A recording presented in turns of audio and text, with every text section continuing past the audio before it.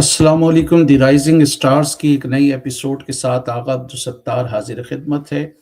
काफ़ी टाइम से मैंने हज़रत जॉन एलिया की कोई नज़्म नहीं सुनाई आपको, तो मैंने कहा कि आज उनकी एक नज़्म सज़ा के साथ जो है वो आपकी खिदमत में हाज़िर हूँ।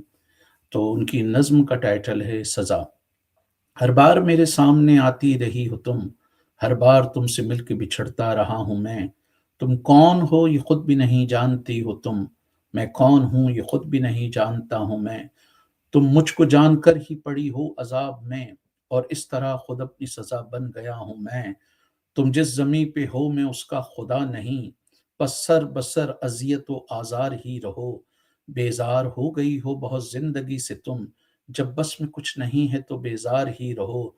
तुमको यहाँ के साया पड़तू से क्या गरज, तुमको यहाँ के साया पड़तू से क्या गरज।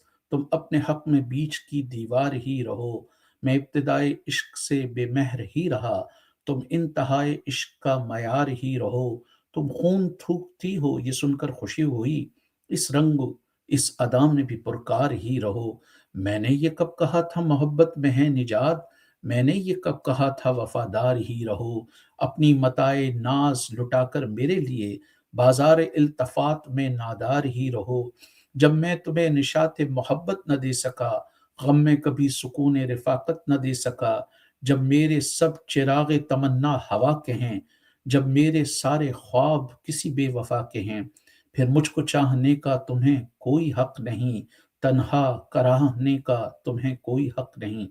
ये जॉन एलिया की किताब शायद में उनकी नज़्म शाया हुई थी, और शायद जो है वो जॉन एलिया की पहली किताब थी जिसका दिबाचा बहुत ज़्यादा मशहूर हुआ था।